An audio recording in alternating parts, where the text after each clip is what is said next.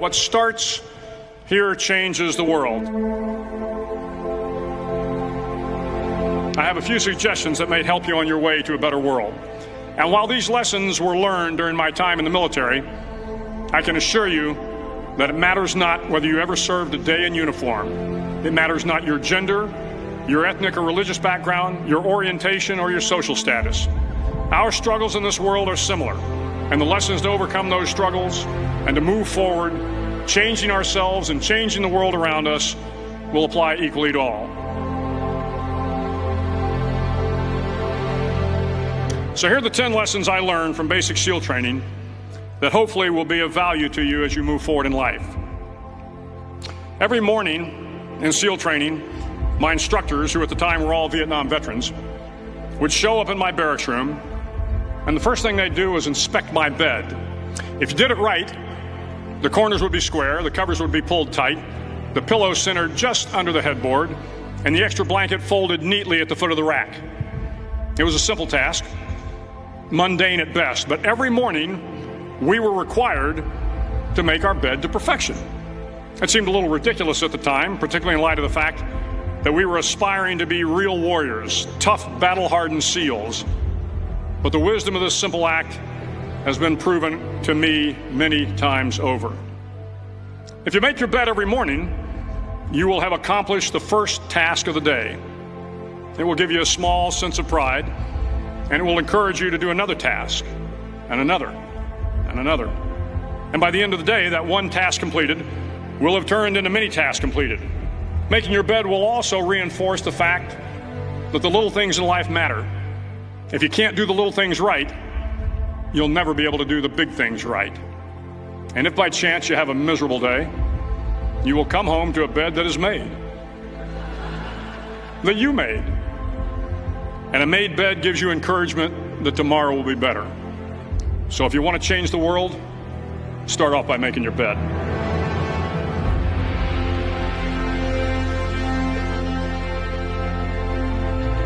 During SEAL training, the students are all broken down into boat crews. Each crew is 7 students, 3 on each side of a small rubber boat, and 1 coxswain to help guide the dinghy. Every day your boat crew forms up on the beach and is instructed to get through the surf zone and paddle several miles down the coast. In the winter, the surf off San Diego can get to be 8 to 10 feet high, and it is exceedingly difficult to paddle through the plunging surf unless everyone digs in. Every paddle must be synchronized to the stroke count of the coxswain. Everyone must exert equal effort, or the boat will turn against the wave and be unceremoniously dumped back on the beach. For the boat to make it to its destination, everyone must paddle. You can't change the world alone. You will need some help. And to truly get from your starting point to your destination takes friends, colleagues, the goodwill of strangers, and a strong coxswain to guide you. If you want to change the world, find someone to help you paddle.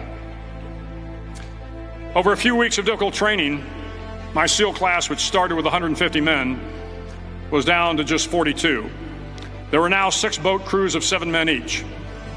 I was in the boat with the tall guys, but the best boat crew we had was made up of the little guys, the Munchkin crew, we called them. No one was over 5'5". The Munchkin boat crew had 1 American Indian, 1 African American, 1 Polish American, 1 Greek American, 1 Italian American, and 2 tough kids from the Midwest. They out-paddled, outran, and outswam all the other boat crews. The big men in the other boat crews would always make good-natured fun of the tiny little flippers the Munchkins put on their tiny little feet prior to every swim. But somehow these little guys from every corner of the nation and the world always had the last laugh, swimming faster than everyone and reaching the shore long before the rest of us. SEAL training was a great equalizer. Nothing mattered but your will to succeed, not your color, not your ethnic background, not your education, not your social status. If you want to change the world, measure a person by the size of their heart, not by the size of their flippers. Hello, everybody, and welcome back to the Karis Project podcast. We are at America Rising with a returning guest, Sandra Weaver, who's had a horrific situation with her infant child who is now passed, and the treatment that was given at the hospital in Pennsylvania. Um, there's been a lot going on, obviously, with my daughter, the host. Welcome back. You want to give us a little bit, reintroduce yourself to our audience? I'm Cassandra. So we talked about what my son went through the first time I was on. This time we're gonna focus a little bit more on what happened after my son passed. It's all very tragic. It's an investigation that I've been conducting myself since after my son passed, and I started putting the pieces together, and I started seeing what was really going on. So we could get into it. I don't really know where to start because there's just so much. There's Well, just so much I did. yeah, let's kind of pick up after, like, what happened with you after you know, all your son passed and everything else like that. You kind of were starting to figure out that things were going wrong, and you started to investigate. So what ended up happening after you started to investigate and look into matters for yourself? So, it started becoming clear to me that there's a possibility that my ex um, helped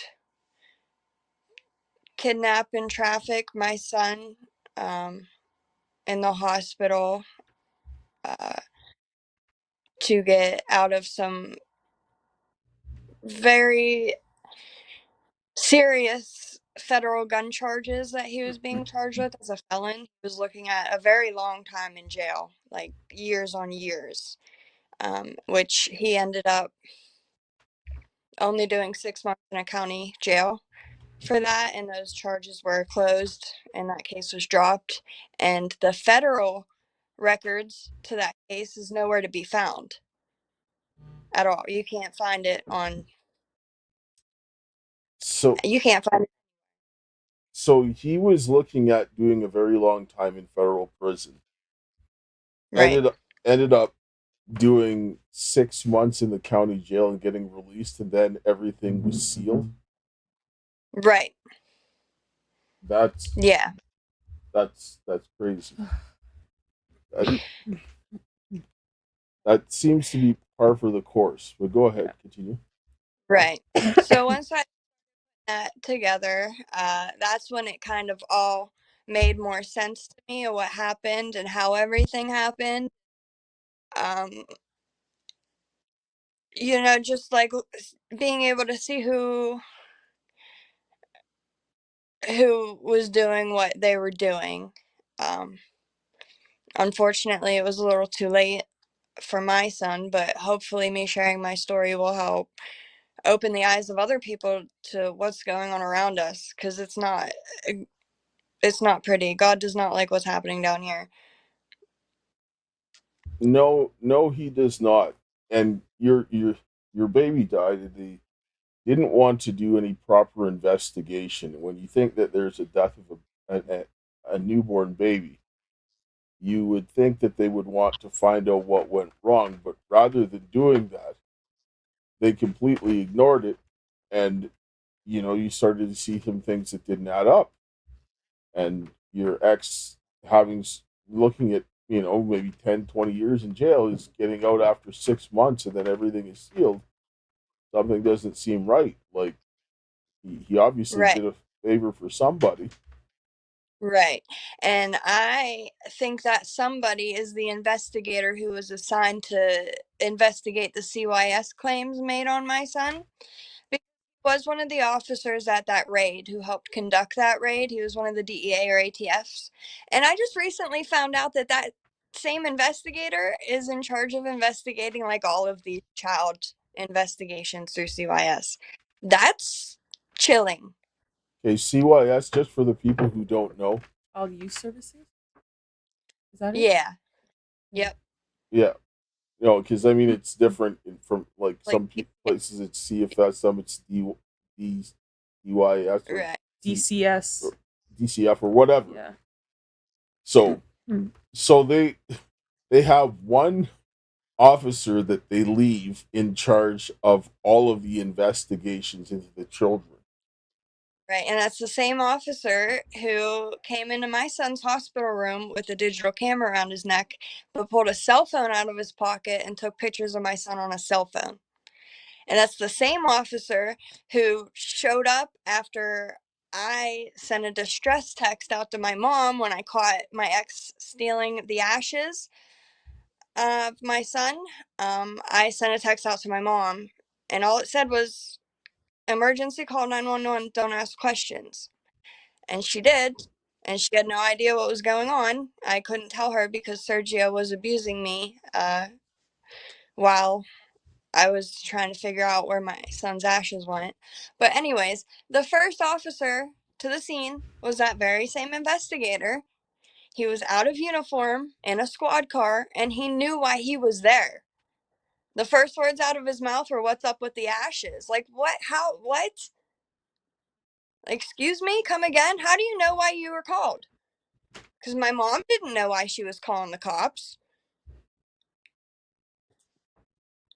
I mean, this seems, you know, I mean, there's a lot of parallels, unfortunately, with the situation that I ended up having with myself and with what went on with me, because I remember when I after the RCMP and the Saskatchewan Health Authority tortured me and drugged me to all high hell. After I got out, I tried to get in contact with my ex-wife so I could get into my house, and instead they said, well, somebody else is going to show up.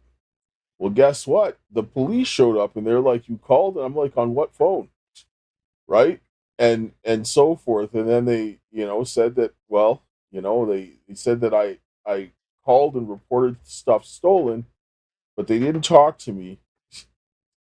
And so they just closed the file because they had no contact with me, except I had the videos of them showing up and the video of them returning the phone and the wallet and everything else like that that was in the backpack that was taken from me when I was arrested. But they were trying to make Wow. me look like I was crazy, and then I sent it to the police because I'm like, so you're lying then, right? Like I'm Right. like, why is this? And then you're saying that I'm all you guys are making all this stuff up, saying that I'm crazy, but I catch you lying. But what, why? It's the same kind of Right. thing. Right. Exactly. Yeah. Just okay. So one of the documents that I sent you, we could just start with the child safety restraint charge. Is that Um, the pictures? yeah, out of one of the pictures that I sent you. Yeah, I'll. These are the pictures here. Okay. Right. Yeah. See, that's copies of the warrant, We'll go through and you could. this. Go ahead. Yeah. So that warrant, those are the guns, and that was the raid that happened when my ex and the guns, and they took all the guns and they charged him as a felon with like all the guns on that sheet. You can count it. Not What that one, the one Wow. previous. what's this one here? That one is from my CYS records that I obtained in spring of 2024, a year after my son passed. And it has redacted notes of child trafficking, redacted notes of a ritualistic act, which I'm assuming had to have been the ashes ordeal. Him taking the ashes and trying to give it to that damn cop. Wow. And then this is So that tells me they had this planned. Because if it's in his CYS records, he was in the hospital his whole life. You know what I mean? Like, yeah, and the CYS records, like, they were closed, they were deemed unfounded and closed while my son was still alive. And it was all over malnutrition. There was not a single thing about child trafficking in there. There was not a single thing about any ritualistic act bullshit. And when I picked my records up from CYS, I sat down with the manager, his name's Jason, and he couldn't give me any answers. Sorry. It gets me fired up. I know, I mean, Really it's me off. understandable. Sick. Like it's sick what these yes, people do. yes, it is. And then there's the warrant here that you have that you were talking about before that Right. That's the warrant for my ex. That was what he was served with when they raided his house. And there's a second picture. Not that one. It's the next. It has all the guns on it. Those are pretty. I don't think No. I got the picture. I don't think I got no, That's right there. this one. No. This one. No. Yeah. Yep. That one has all the guns and the serial numbers that they took from his residence that day. Yeah. And I do believe that Glock might belong to a cop. And I found out that he lied, well, to me and I think the cops about where those guns came from because he said they came from somebody named Dusty. Well, I found out through my investigation and conversation with these people where the guns actually came from, who had, like, they admitted to my face that the guns came from this guy named Marky Mark, not Dustin. So they're definitely lying about the origin of where certain things came from. Right. Well, this guy, Marky Mark, where the guns came from, is associated with the pagans, which I had no idea that my ex was even associated with anybody in the pagans. You know what I mean? Like, that's already like gun trafficking through organized crime. But not only are these people trafficking guns, and I don't know how they got a cop Glock. I do believe that was a police issued Glock, and I don't know how he got a hold of that, but you can only imagine. Wow. You know what I mean? Yeah. So that's probably like that's what this is all about. There's something to those guns that these cops didn't want getting out. Well, And he made it with them. And it was my son. My son was the bargain chip for this fucking deal, for his freedom. Because he's not a man. He can't take his fucking charges like a man. Like, it's fucked up. And my question is, did they intimidate him to do this, or did he fucking offer? Because it's one or the other. You know what I mean? it doesn't matter. It doesn't matter what the answer. It's no. Exactly. Yeah. Right. It's fucked up either way. Sorry, excuse my language, but like, it's fucked up. This is fucked up. No, yeah. Yeah, that's crazy. That is insane. That just how do you? I don't understand how anybody would want to do that or be a part of that or not be concerned with the well-being of their child and not wanting to know. Yeah. Your own flesh. But I have no idea. Like, I mean, with what they did with my youngest daughter, I mean, I haven't rested in the last 5 years because I'm trying to go in and see my daughter and everything else like that, and getting a bunch of resistance and everything. And the way I look at it is like I'll die before I stop because there's no quit to this. You don't let somebody go ahead and do something to your child and just let it lay down and say, "Oh no, there's no problem. I'll just let it go." Right. And I'm glad that you brought that up because there is a few people telling me, "Oh, you just need to let it go. You just need to just let it go." Oh my God, it's the biggest Oh yeah, my insult. son was murdered. I just need to let it go. Like what? Right. It's like if And just let the. it's like if somebody kills your child, would you let it go? If somebody raped your child, would you let it go? No, Right? that's the biggest I ask people is what would you do if it was your son? What would you do if it was your son? And not a single person can give me an answer to that question. Not one. Because they know they would go crazy if it was their own kid, and they would want to have or answers. maybe some of them genuinely don't care. Maybe some of them are genuinely heartless people. Yeah. for your own kid. I mean, some people are evil. Some people are very Yeah. evil. I wouldn't put it past people. Like, Well, they might be, who but they couldn't knows? say it out of their mouth that they would just leave their kid to do that because people would be like, "What?" That's insanity. Right. So what? And I What? don't comprehend like all of this either. Well, I mean, at the end of the day, you see something that goes wrong. You've got a child that's dead, and you can't just sit there and brush it under the rug, which oftentimes happens where people don't want to have these things looked at and they just want Right. to make sure that they get everything like swept under the rug. Especially when they're hiding their crimes to do it. Yeah. Yeah. Yes, yes, they are, and they need to stop doing that. These are Right? obviously Makes me sick. Yeah. So I and mean, the paper that you have pulled up now. So about a month after my son passed, like almost exactly a month after my son passed, I was a passenger of Serge, my ex, and he got pulled over. One time it was in a car, his vehicle, and the other time was on a street bike, and he like evaded the police on the street bike, so I was searched by gunpoint. But in the car, like they just searched me illegally. And these charges that you have up now are the charges that they tried to charge me with when they searched me illegally when they pulled him over in the car.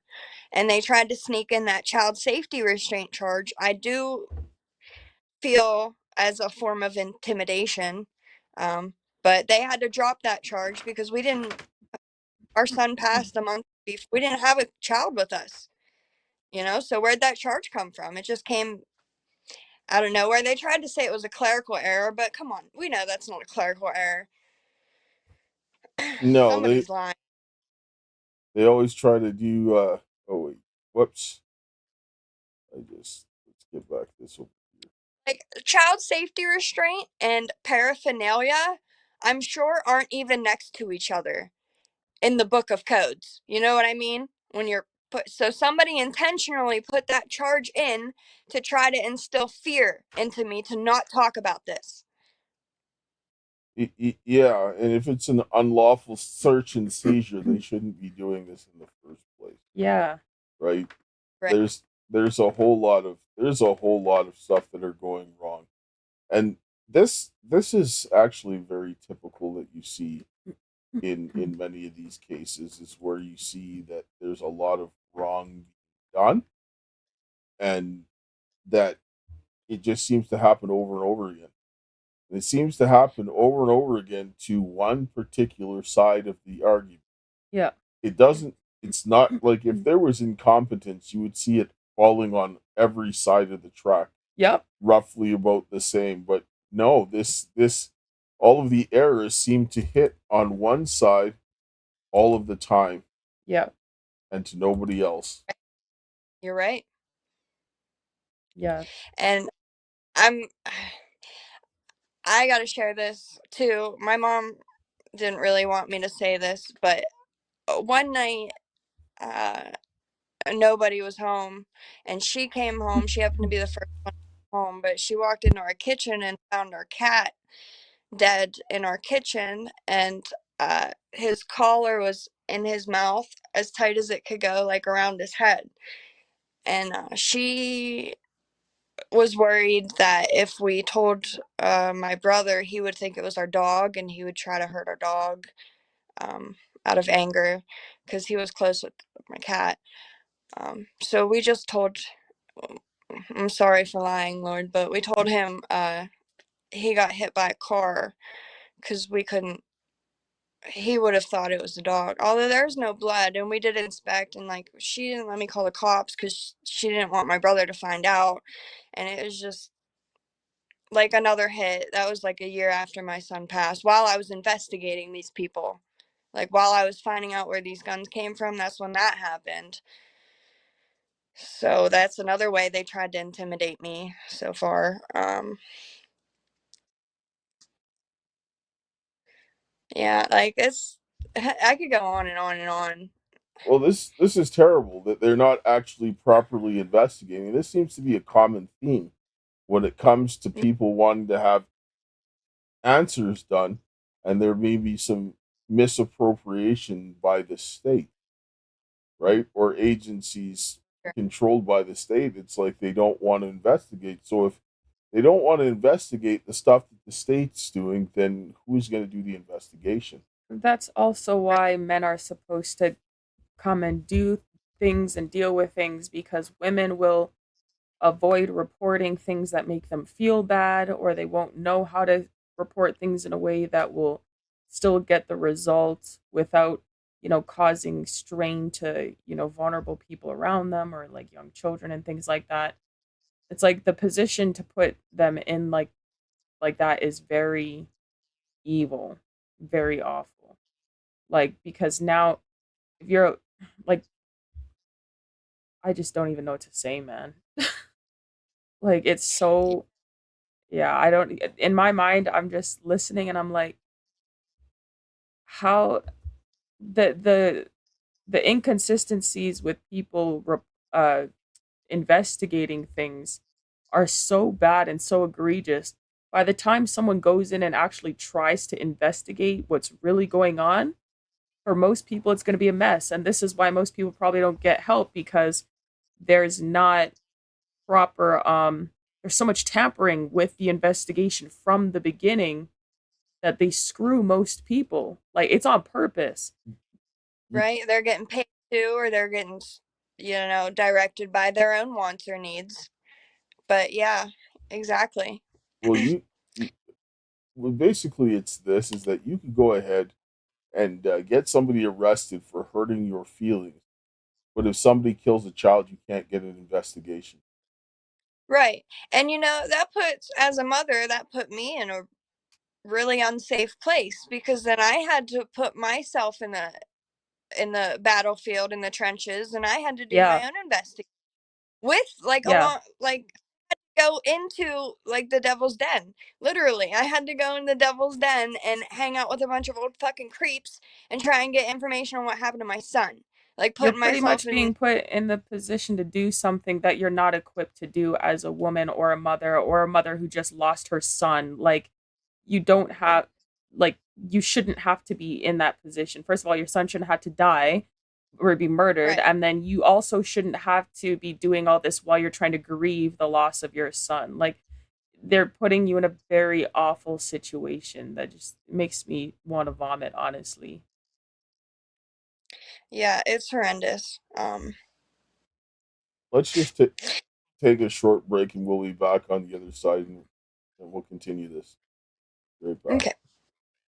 Hello, friends. My name is Keisha, and I'm a proud member of the Métis Nation of Saskatchewan. And I'm also a survivor of human trafficking. My trafficking began in Saskatchewan, moved into Alberta, and even crossed into the United States. I was stalked, hunted, and ignored by the very systems over the last 5 years that were meant to protect me. This is why, with my father Dale Richardson, we started the Caris Project. This is an Indigenous, survivor-led movement for humanity dedicated to exposing trafficking, government corruption, and holding institutions accountable.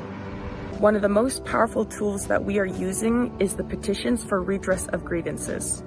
These are lawful constitutional actions rooted in Canadian and US law, and in treaties that tie us together across provinces, across states, and even across borders. These petitions are precedent-setting. They create a binding record.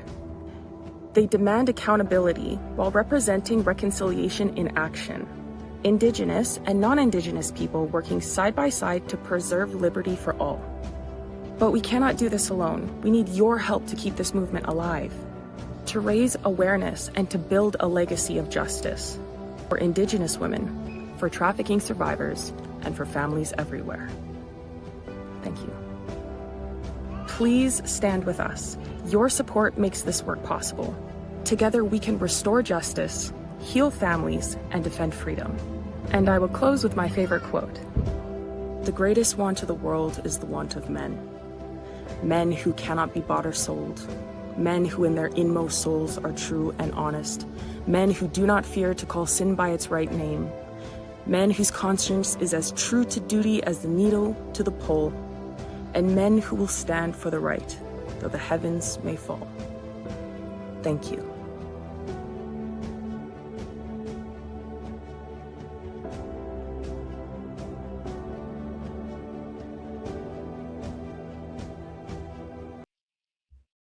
Welcome back, everybody, and we're asking everybody if they could support the fight against human trafficking and the work that we're doing here. Everything we do is on our own dime. We have a donor box, we have a Give Send Go. If you're watching on Facebook or Rumble, you'll see links in the description for merchandise. There's the My Pillow. If you want the My Pillow stuff, we've got mypillow.com/Karis, so call 800-845-2942. Use the promo code Karis. Support a good cause, because we don't just here do podcasts. We actually do a lot of on the boots on the ground type of work, and helping people and so forth, and pushing forward some criminal complaints and investigations, which I might add, some people will be on the wrong end of those, because crimes need to be investigated. And what we're looking at, like JJ Carroll was talking about at Congress, that the United States government is the world's largest child trafficking organization. And every Western country, your government is the largest child trafficking organization within your country. You need to get that through your thick skulls. When I sit down and I watch people that are complaining about all kinds of things that are going to divide people and they're of no consequence, when the government can come and swoop in and kill your child, rape your child, steal your child, and these people get protection, nothing else matters. Because if they can do that, then they'll do anything. Your money's not safe, your job is not safe, your family's not safe, your life is not safe. And these are things that you have to understand. And all these things that we're saying, believe all police officers, that's not true. You believe the actions that you can demonstrably see. You should not trust anyone that you don't know unless they show you actions that are consistent with this. Because we see a lot of people just depending on words rather than actions. And the people who are asking questions are getting destroyed. Yeah.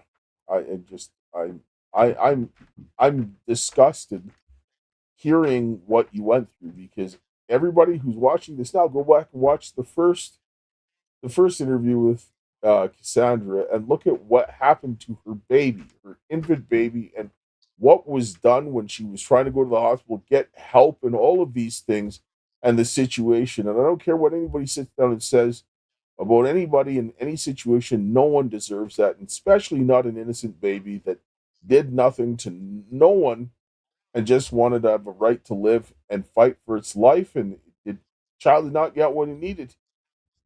That's the bottom line. Well said. Well said, Dell. Thank you. No problem. It's the truth. So what else is going on with this? They now bringing charges up against you.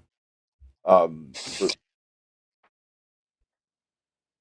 The child safety charge that was dropped, and those, what were they, paraphernalia charges? I don't even know, but that case is closed. I'm fighting that DUI case now. When they attacked me back in November, that's really about the last interaction I had with anybody, because I haven't left my house since. But yeah, after they attacked me, they changed my life. Like they took so much from me. Like, I'm lucky I could walk, honestly. Like, they did spinal cord damage. They separated my shoulder. I have a huge bump on my shoulder now. It'll never go away because of what they did. Like, and that was also another attack on me, just like all the other charges. I wasn't even under the influence that night. They didn't even take me to the hospital, and I had my son's ashes in the car with me. So, like, I already have PTSD from my ex trying to steal the ashes and with that cop. So like that just stirred up a lot of emotions. And then they just beat my ass and like took me to jail, claimed I was suicidal, threw me in a cell naked with a heavy lead vest on that I couldn't wear because my injuries. Oh, So yeah. this is, and I sit down and I was talking to a member of law enforcement. He had asked me something about why didn't I come and do something, and I was like, you know what it does to someone mentally when you strap them to a bed and drug them against your will, when you're using the things that you need to get yourself relief from crime. Right. And when it's the police, what do you think it's going to do? I can't imagine what happened if it was a woman, being a woman, having to go through all of these situations. Because at least I could sit down and say, okay, well, you know what? At a certain point in time, when it comes to my daughter, I'm going to have to do it. If I'm going to die, I'm going to die. It's too bad. Just it is what it is. But women are not built that way. They're not built as the protectors. They're ones to look after the children, while the men are out to be protecting and dealing with the life and death stuff. So Right. when they put you in that situation, that is horrendous, and then you're turn your ex against you, like that's satanic. There's no other word I could sit down and say for that. That is straight satanic. It is evil beyond words. Yeah, It really is. honestly, like it's really disgusting. Like even I myself, I'm scared of leaving the house. I never leave the house unless I have to. Like I never go anywhere unless I have to, and then I go with my dad. Like I can't imagine like their situation. Also, it's terrifying all the people going through this and like they don't have good men in their lives, like husbands or something that can be close to them. Like the world is freaking scary right now, man. Like this is like terrifying to me. Like it makes me really sick, but also really uncomfortable because it's like everything just keeps getting worse. And if you're supposed to be a woman by yourself and this stuff is going on, and then you're trying to get help, and then people like in law enforcement are just coming after you more, and you're already traumatized, and it's like, I don't know, man. Stresses me out. This really stresses me out. Yeah, and I'm gonna bring up the stuff that you're talking about so people can kind of see. I got the PDF here, so I can just pull it up and scroll through if you want people to Oh, see yeah. it.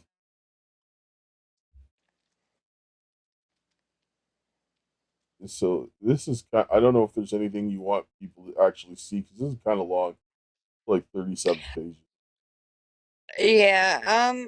I is it's kind of hard for me to even read. I can't even really read that.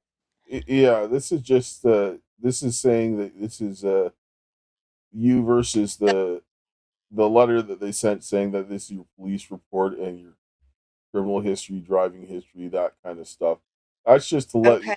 let them know like that there's charges there. We won't need to go through the entire thing because I mean there's a lot of stuff in there, but just so people can get that idea and see that this came in and this came in September 4th of 2025. So you start asking questions about why your child is dead, and then you start getting charges, and they're piling more stuff on you as you go Right. ahead and try to defend yourself.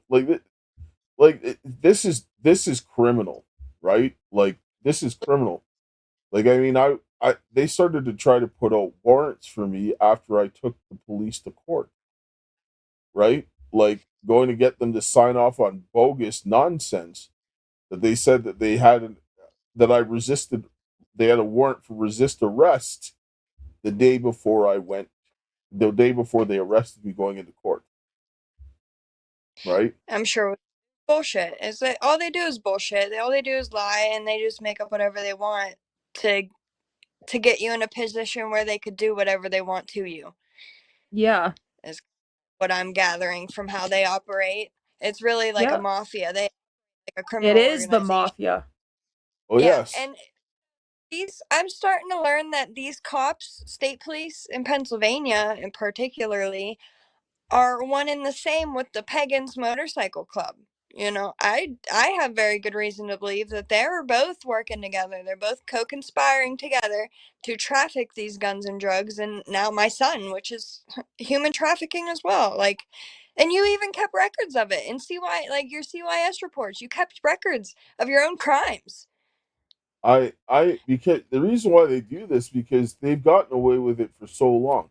I grew up in Winnipeg, and on in the front page of the news when I was younger, they had a B&E ring that was run by the police. Right? They were involved in this. What? They had a break and enter ring where the police had a bunch of people that were working for them. They would recruit other people to go and to break into homes. When we would arrest the people, the guys that were part of their crew would get let out, and then the other guys would take the fall and go to jail. They would sell the stuff racket, split the profits. These guys were making money this way, right? We had the chief of police getting caught with a prostitute in his squad car on shift, Oh, Oh right? my! Right? Like Winnipeg was a grimy city. Like it was like still the is. equivalent of Detroit. Like it was like worst murder capital, worst crime, worst gang violence, period, hands down. It was that way for a lot of years and so forth. And so the Yep. police were corrupt. I knew Yeah. guys that grew up with guys, and some of them, became career criminals. Some of them said, okay, you know what, man, we don't want to spend our lifetime doing heavy time in jail, so we're not going to do that.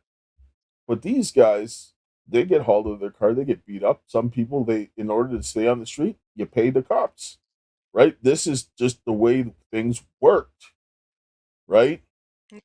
Or they did favors for each other, and some of them were in bed with each other, right? This is like Right. no different than the mafia. It's exactly what I'm seeing here too. Yep, exactly like that. And then there was a guy's name Sam Cooper. He reported that they laundered of what they know about for cartel money in Canada in the last 10 years, $1 trillion that they know about. $1 trillion, and this That's is what they. that's one third of more than one third of Canada's total GDP for a year. Wow. And there's more money than that because and the government and our intelligence agency CSIS came out and said that every level of government and going back as far beyond Mulrooney, which is like 30 years ago, has been under influence of the Chinese Communist Party, right? So we have Unbelievable. so the cartels, which are like China launders all their money because they're the ones who's spreading out the fentanyl across the globe. China launders their money, and they got their roots in here, right? And when I went and whistle blew, guess who I pissed off because I exposed what the virus that came from China that's been spread. Well, who do you think they want dead, right? It's the same Right. thing what's going on there. They're involved in organ harvesting, child trafficking, all of this stuff. Right. Yeah. So And now I'm exposing all these people, and they know where I live. So, like, how we were talking about women having to protect themselves, like, props to women. Seriously, they're so strong, and like, we need to do more for our women. We really do. Um, but if they Yeah. decide to break into my house and try to hurt me, what am I gonna do? That's the What am I gonna? terrifying thing. Like, honestly, like, this is why I'm so scared to leave the house. Like, I love going on runs, I love going on walks. I've not gone. I don't go. I don't, ever since being back in Canada, I do not leave the house for anything not by myself. And of course, people can come to your house. Obviously, there's men that live in my house, but to be a woman by yourself in a house with only women, like, oh my god. Like, obviously God protects us from, whatever, but it's just the fact that still, like, every woman needs a man around her that can protect her and help her. We're in scary times, man. Like, we're in the probably worst time in history to be a female. yes, It is Like, it's terrifying. evil. and they placed women in positions where it's difficult for men to protect them. And then Mm-hmm. now, the men that are trying to protect women, they're getting absolutely destroyed. People are coming up with all kinds of things, all kinds of bogus nonsense out of the woodwork. And when I look at the way this is going, it tells me one thing, that there is an element within the government that's very involved in human trafficking. They're very much involved Absolutely. in every vice, and they're working against the people. And this is not Right. conspiracy. This is looking at things from a very objective manner and looking what's happening, because there are things that you experience that I've experienced, that my daughter experienced, and I've listened to a lot of people that they're experiencing these same type of things over and over again. Yeah. This is not random happenstance. This is like a well-oiled machine. And people think that this thing happened overnight. It didn't. It took place over Right. hundreds of years. Like here in Canada, everybody's arguing about the Truth and Reconciliation Day. Well, are there people saying things that are not right on both sides? Absolutely. For sure. Was there a genocide that happened? Absolutely. And people don't want to admit that they did wrong things. They were passing eugenics laws in Canada, United States, to go out and sterilize and do all kinds of things. They did things like the Tuskegee experiments in the United States, where they experimented on black people like guinea pigs and so forth. Even Fauci was doing this to children during the 80s, Yeah. Openly. right? Mind And you. all of these types of things that are gone on. There is a bad history that people have turned a blind eye to, and we can't sit down and turn a blind eye. What we need to do is objectively find the truth. I don't give a damn about feelings. Let's Yeah. find the truth, because the same thing that what most people don't understand, what happened to the Native Americans is what they're doing to us right now. Yeah. And the same, what a colonial power did when they came in, they took one set of the people and they favored them. And then they didn't treat the other ones like garbage. And then they would create more disputes between the different tribes, and they would, whatever divisions that were there, they poured gasoline onto the fire. You know why? Because they were easier to control. And then Yeah. these guys would do the fighting for them so that they could keep control of the country. They're doing the same thing in Canada, United States. And like when I'm watching this whole thing about the reconciliation, people are pulling on both sides of the, because like, oh, well, this is not right, so everything is wrong. No, that's not the way it works. The government's feeding you guys both lies, and they're trying to get you guys to pit against each other. And then you're going to be blaming each other, but the government's there, one laughing when the globalists are coming here and they're bending us over, they're stealing our children and destroying our country. Like, this is Right. nuts, and leaving the women. We shouldn't live in a society where a woman has to fear for her life, Yeah. where she go walk out the door and get murdered and raped. Like, what? A woman can't, like you said, Keisha, we can't even go outside and do things that we genuinely enjoy. Exactly. There's no pursuit of happiness anymore because we're scared No. to pursue it. Someone's Yeah, gonna because come there's along. no safety for us to be able to pursue it, enjoy our right to pursue it. Right. Exactly. This It's a is shame. this It's Yeah. a shame where we're at today. yes. As collectively as humans, it's like we should be better than what we are today. It's To each honestly a other. disgrace. Yeah, it really is. You know, I mean, me and my daughter, we'd be doing a deep dive into feminism and the first wave and the origins of it. And all of these isms, Yep. they were all spawned from the pits of hell. Yeah. Marxism, socialism, feminism, all of it. Mhm. They were all designed to destroy humanity, Yep. right? Because the way that feminist structure is, they will naturally go to Marxism and socialism Yep. because it is necessary for them to advance their agenda. Yeah. And socialism and Marxism are bad. Like socialism, it makes you worse. Yep. It doesn't reward you. It actually punishes you for getting ahead, and then it silences dissent. Yes. And so this is what ends up happening. So I mean, we really need to do something very much differently than what we're doing here today. The men need to do something different Well, because yes. like you can't keep leaving women in these situations and then expect life to continue, because when they just go and kill like all these women and children and there's only men, you think you're going to repopulate with men? Like, I just don't understand why men today, some men, not all men, but some men are so like complacent, like they're stagnant and they don't want to do anything. Like, you, how many, I can't even, my brain. I get it. We're running up here on time. We can come back and talk again. How can people help you? How can we reach you? We'll give you your Yeah. couple of minutes here. So I did start a TikTok, Justice for Titan. That's what I have the name as. I haven't posted anything yet. I'm kind of working up the courage to do that. But I have posted a lot of information on Facebook. You can find me on Facebook at Cass Weaver. I am on X too, but I don't really engage in X too much. Maybe I'll start more. But I mean, those are the three main socials that I have. You can reach out to me on either one. Anybody who has any information on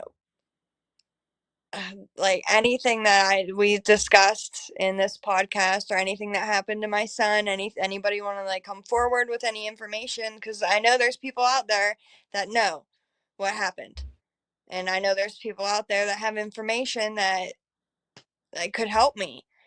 So if anybody wants to come forward, you could do it anonymously too. I have an email specifically for that. It's justicefortitan@yahoo.com. So if you want to reach out to me there too, you could reach out to me there. I will get back to you. So thank you guys so much for bringing me No, back Thank on. you for sharing. no problem. And I'm going to close here with a prayer here. And before I say this, I want to say a couple of words.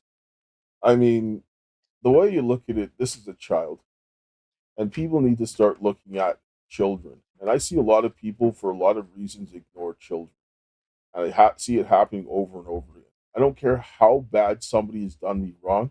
I'm not going to let somebody rape your child or harm your child, because I'm not a monster. Because a child should never be punished for their parents. I don't care what kind of genetics you think that person is. It's a child, and they're innocent. And anybody who doesn't and thinks that way, you are a child trafficker. You are murdering children because you're refusing to do anything to help the people that are suffering because of whatever imaginary bias that you have in your mind. And so when they show up to your door to come and take your kids, it'll be too bad for you, because there'll be nobody left. We need to start doing things and stop for like fighting over nonsense when people are wiping out our children. This is absolutely disgusting. And men, you need to start doing better. I'm tired of hearing excuses. I'm tired of hearing men acting like women. Get up and do something. And if you don't know how to do something, go find somebody who does. Anyway, I'm going to close with a prayer before I lose my mind. Anyway, thank you. All right. Heavenly Father, Lord, we thank you for this day. We thank you for your love, grace, and mercy. Lord, we thank you for the work that Cassandra's doing, and bless her and help her that she would get the help that she needs to find out what has happened with her child. And Lord, I ask of you this day to get the men and the women to come together to rebuild our families, our churches, our community, our nation. And if the men would come and find the courage or come to you to fix that for them, that we could have some protection for the children until we finish the work. See you coming in the clouds is my prayer. In Jesus' name. Amen. Amen. Yeah, thanks, Dad, for the prayer as always. Thanks, Cassandra, for coming on. Would love to have you on in the future for some updates. If anyone can go ahead and follow Cassandra on social media, stay updated with some of the stuff that she's doing. And honestly, this is a terrible situation. I don't even know what to say other than, like, I really hope that men start being men again in society, because, you know, like, we're at a very bad place when women and children are constantly experiencing this, and then, like, the good men in society are being destroyed so that they can continue to do this. It's just like, it's a really disgusting and vicious cycle that something's got to give at some point. So anyways, thanks guys for tuning in. We'll catch you in the next one. And to my dearest Karis, until we meet again, my friend. Several times a week, the instructors would line up the class and do a uniform inspection. It was exceptionally thorough.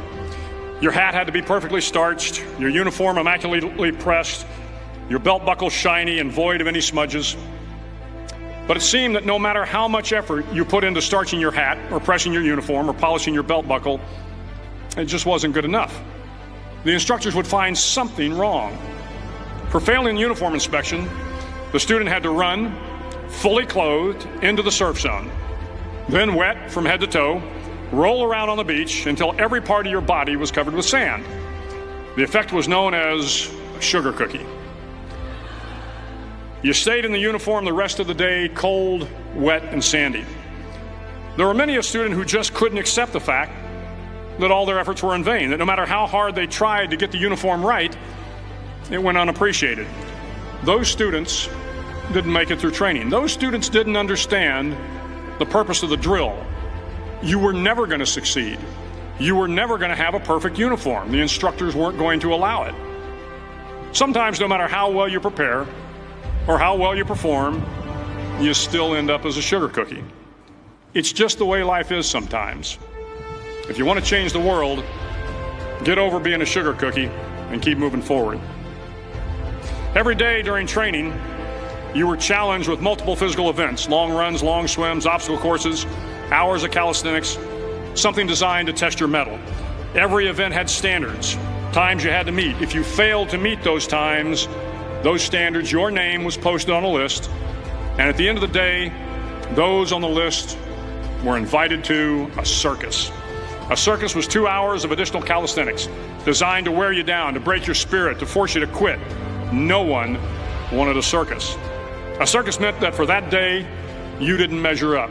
A circus meant more fatigue, and more fatigue meant that the following day would be more difficult, and more circuses were likely. But at some time during SEAL training, everyone made the circus list. But an interesting thing happened to those who were constantly on the list. Over time, those students who did 2 hours of extra calisthenics got stronger and stronger. The pain of the circuses built inner strength and physical resiliency. Life is filled with circuses. You will fail. You will likely fail often. It will be painful. It will be discouraging. At times, it will test you to your very core. But if you want to change the world, don't be afraid of the circuses. At least twice a week, the trainees were required to run the obstacle course. The obstacle course contained 25 obstacles, including a 10-foot wall, a 30-foot cargo net, a barbed wire crawl, to name a few. But the most challenging obstacle was the slide for life. It had a 3-level, 30-foot tower at one end and a 1-level tower at the other. In between was a 200-foot long rope. You had to climb the 3-tiered tower, and once at the top, you grabbed the rope, swung underneath the rope, and pulled yourself hand over hand until you got to the other end. The record for the obstacle course had stood for years when my class began in 1977. The record seemed unbeatable until one day a student decided to go down the slide for life head first. Instead of swinging his body underneath the rope and inching his way down, he bravely mounted the top of the rope and thrust himself forward. It was a dangerous move, seemingly foolish and fraught with risk. Failure could mean injury and being dropped from the course. Without hesitation, the student slid down the rope perilously fast. Instead of several minutes, it only took him half that time. And by the end of the course, he had broken the record. If you want to change the world, sometimes you have to slide down the obstacles head first.